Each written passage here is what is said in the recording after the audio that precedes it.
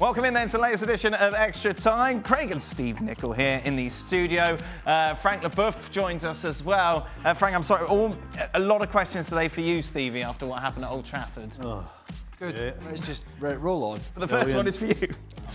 Craig, how could the Positivity Corner cheer up Stevie today? He's all right. Aye. Yeah, are you okay? I'm all right now, aye. Yeah. How bad were you during it? Second half, I was... When were you the angriest? The angriest was when Manu put it in to make it 2-1. Right.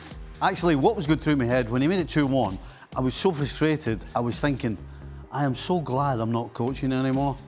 Because that's how I felt a lot of the time, sitting on the bench. Because you can just see everything. You can see things going wrong before they go wrong. Right. You can just smell it. You can smell it. And so, yeah. That's where my head went.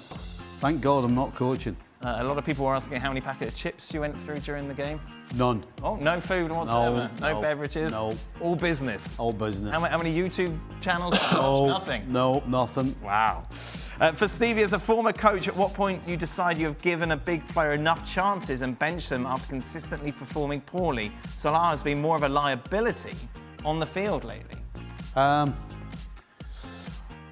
It's different with every player. Like Salah's got a lot of rope before you start benching him. Right. So, yeah, as far as Salah's concerned, no, he's okay. But yeah, that'd be the best way to do it. Everybody earns a certain length of rope, and when they come to the end of it, Right. you can't justify playing them anymore. Then you have to make a change. How do you help him get his form back? Is there anything you can do on the training pitch in between games? Yeah, you talk to them. You know, it depends if you can actually pinpoint what the problem is, then that makes it a lot easier. Then you can either talk to them or you can do little drills that'll help them in training. But if it's just a complete lack of form, that's a different ball game. That's probably more to do with the psychologist, and you get them involved and try and change the way of thinking, stuff like that. We better hurry up. There's only a few games left before he goes to Saudi Arabia. Aye. Well, that's it, yeah, off to Saudi Arabia, and you'll be happy to see him go, I imagine. If there's 150 mil in the bank, then I think it's acceptable. Yeah. Yeah. Klopp gone, Salah gone. Hey, the club will always survive, Daniel. Yeah. They're not going anywhere. You'll never walk alone. No, they're not turning the lights out when they leave. You know what I mean? By the way, like as a teammate, can you say anything to Salah or anything to help him, or is it just one of those things that you just kind of leave him on his own? Everybody's different, aren't they? I mean, it's like some players might be confidence players. I don't. Like when you had a blip in form, how did you deal with it? You just got to go on with it. Yeah. If it was a young kid, we would, right? Yeah. Right. After that, Yeah. Nothing you say is going to make any bigger difference. Nobody can make the decisions for you in front of 60,000. Right.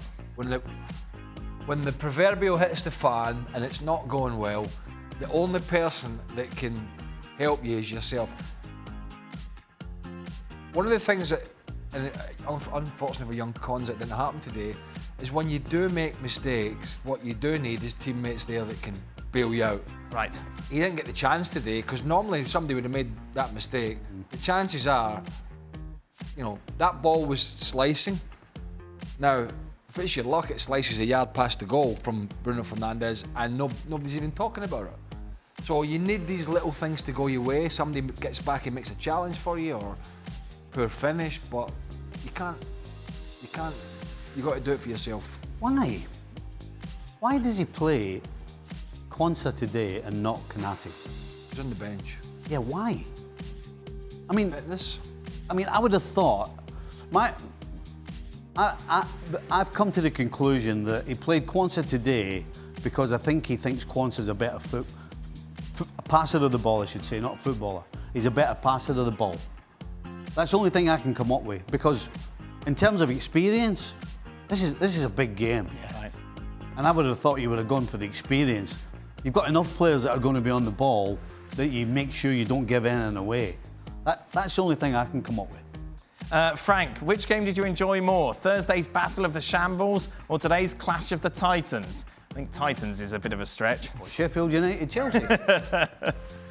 Yeah, since when, you know, I mean, the past items, you know, about Manchester United.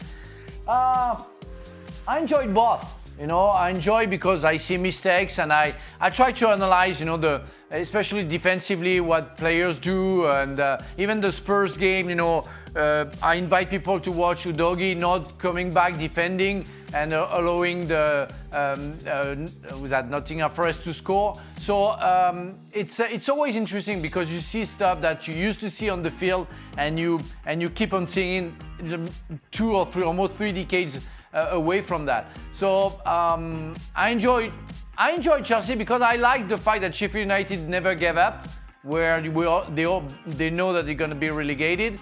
And sometimes you see the first 30 minutes of Chelsea, they were twisting. And but after, yeah, you see stuff that you don't want to see because of Chelsea, and Chelsea is a big club, so you don't want to see that. But I enjoyed the game against Manchester United. They played, and the last 2 minutes especially, that was crazy. I like craziness. It's why I prefer to watch Liverpool than Manchester City, because Manchester City, everything is calculated by a genius called Guardiola. But I like the club craziness and the fact the game is more vertical. You know where that goal Frank's talking about? No. What goal? Which goal? Well, he's talking about Udogie's not back. Oh, right. Wood. So under normal circumstances, when you lose a goal, you know, after the game's finished and all the rest of it, you're figuring out why. Right. Where does the responsibility lie? Because Udogie's expected to be away up there, but you can't.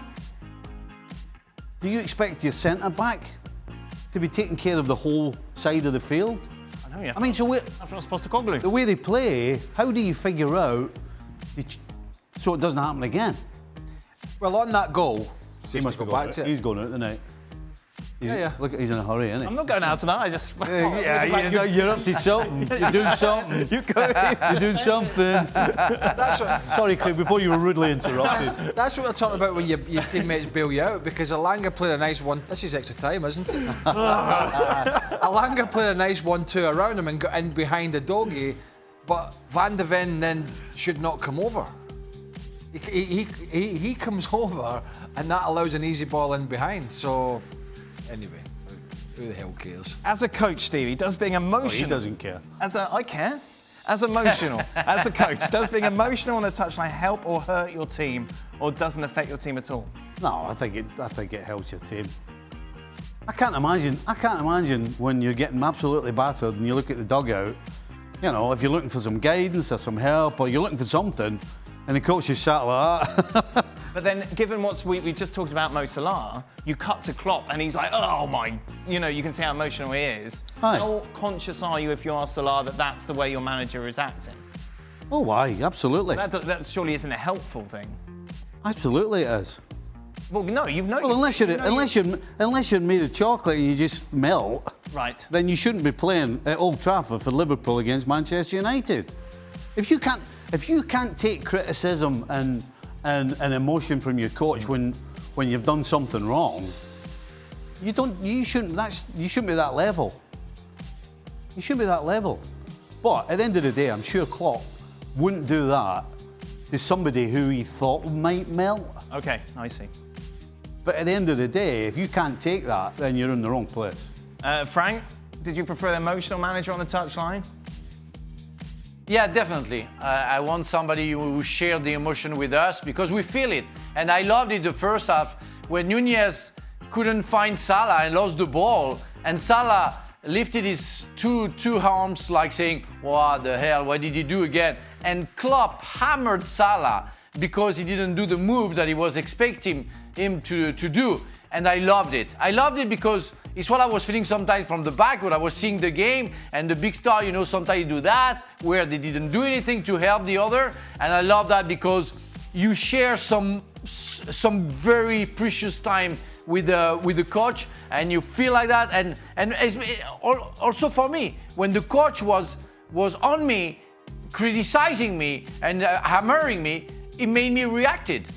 He said, I'm going to prove him wrong. Right. He's against me. I loved it. Yeah. Stevie, Liverpool have performed poorly against the top 6 this season. Do you know your record against the top 6? Yeah, it's Drawn twice with Man United. yeah, they've got like 7 points or something. You've got 6? 1 win. 1 win, yeah. Will that be one of the main reasons Who if they gets- don't win the title? Yes. Well, yeah, but the reason is because they haven't. Again, they didn't take the chances in those games. Right. I mean, it's all about. If ever a team in the last week showed you it's about taking your opportunities, Man United have showed us. How much will you hang your hat on the goal that should have been given against Spurs? No. No. No. You wouldn't be part of that group that would be outraged. No, that's not why they're not. If they don't win the league, that's not why they haven't won the league. They haven't won the league because of what we're talking about right now. Right. The fact that they've had plenty of opportunities, not just against the top 6, but in other games too. Will every professional think that? Yes. Right. Yeah, It's a fact. we know that it's one game, and one game shouldn't define what happens in the whole season. Right. We know that things are going to go against you, and things will go for you, hopefully. So no, we don't think that way. Craig, title race is getting tighter after each passing game week in the Premier League. Is this going to affect realistic Champions League chances for teams like Arsenal and City? Well, we've often had the conversation with teams like, say, PSG, right? Yep, we've had it wrapped up in January. We've had the opposite problem of the competitive edge has gone, and is that affecting then the performance in the Champions League? You can argue either way. Unless they get a barrage of injuries, I'm going to say no. Right. This because the focus is just incredible at the moment for all 3 teams. I mean, can you imagine getting in to training every week, every Monday morning, and you've got a big Champions League game on the Wednesday, or Tuesday, the Wednesday. You've got another big game at the weekend. You're still going for the league title. You might be going for the FA. Can you imagine? That's brilliant. It's just like riding that crest of a Yeah, I wave. mean that's great when you're going in, isn't it? Yeah, there's pressure. There's always pressure, but that's great to be going into that scenario Right. rather than worrying about it. You worry about it if something happens. Look, if you lose 3, if you get 3 injuries if I don't know, Declan Rice, William Saliba, and Martin Odegaard all get injured in the one game and they're out for 4 weeks. That's a disaster. But worry about that if it happens. You know what Craig's saying about you want to play games, big games all the time? Yeah. When I went to Sheffield Wednesday, we had, I think the first season I was there, I'm going to say we had 5 games left and we had nothing to play for.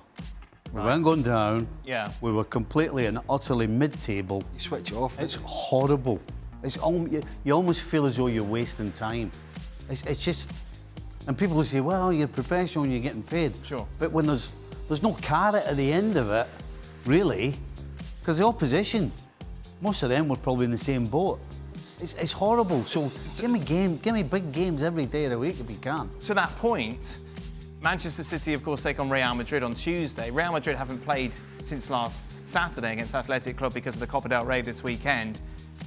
How much of a difference does that make? You talk about momentum and you talk about, taking it one game every 3 days. No, but I Compared think to City, who have, of course, beaten Villa, good result at Selhurst Park. Yeah, but that's what, give or take 10 days. Yeah. I think it's just a nice rest at this Right. time of the season. Okay. I don't think that's an issue. Real Madrid were playing well. They've had some bad injury luck this year. That's just a nice resting period for some of these players. Final question. It is, of course, the eclipse in North America tomorrow. This is a very specific question. Steve, I feel you would have the answer to this, given your scientific prowess. How does playing a game during the eclipse work? Do the refs stop the game, or is it just a normal match? Who's seen it? Have you seen an eclipse? No. Who's seen this eclipse, by the way? Everybody? Yeah, there's like a band, isn't there? I saw the band. Yeah. It's nowhere near us. Yeah, it's not just like North Connecticut. It's not too far. Do you remember? You have to get special we saw glasses. that? I'm not buying glasses. Yeah. Yeah, in England. What do you mean, no? In England, Craig. Craig will close the curtain. I'm just looking at it. I'm out tomorrow. I'm playing golf. Oh, it could get dark when you're playing golf. That'd be exciting. Only briefly. I'll look at the ground. Was it going to be like a big light shining down or something? What do you mean? Well, Do you know what an eclipse is? not really. So it's where I feel you've got this the wrong way around. There's not going to be any light. Do you come and look at an eclipse? Like a total eclipse of the heart, I'll something be like honest. I think I've got no interest. that. What is it? I really couldn't have. But you're not bothered though. No, but all these people are getting excited. Not bothered. I honestly couldn't give a stuff. The sooner it passes over and gets the hell out of here, the better. Have What is it? But he thinks it's where the sun gets covered up. It's getting covered. So it'll go dark for a certain amount of time. So it's the opposite. Why do you need glasses then if it's going to go dark? Because people look at it and then you can't look directly at the sun, obviously. Obviously, listen to me, obviously. Well, sorry, is that a Not obvious to revelation? me. Not obvious that you can't Not look at obvious the to me. sun. Right, please don't look directly at the... Have you never looked at the sun? Sorry? No, but not at this point. It can affect your. It can affect your eyes. It's a lot of nonsense. Right, good. Yeah, because Right. Stevie, when the sun is in the darkness, when he comes back, he's gonna smash your eyes. It's why you cannot There you go. look at it. I remember being at Stamford Bridge, and we had to stop the training session because of that eclipse, and it was great. We lay down with the sun, with the glasses. We lay down and we looked at the sun. That was a great time. I remember that. Yeah. That was 1999 that was. Because the best time to see it was where I Perfect. lived in Cornwall and it was cloudy and no one saw it. So does it just all of a sudden go like that and jump out of you? Go, there's the sun. No, but from that moment... Well, exactly, little if it by goes little, it comes slowly- back. Stevie, you are completely wrong. You can't make this argument. I'm asking a question. So is it black and then all of a sudden it just goes, whoa, and it No, appears? it's a gradual No. movement, but that gradual Well, there you movement... go. to the The light- gradual movement. I mean, how's that going to Right, Stevie, no, don't listen to Stevie because Yeah, you can't look at it No. unless you've got. or else we'll get into trouble. Oh, Trump looked at it. Oh my God! Right, that is it. Well, ESPN happy to FC have will be him, back right? on your screens tomorrow. Thank you very much. If you get to see the eclipse, enjoy it and take the right precautions.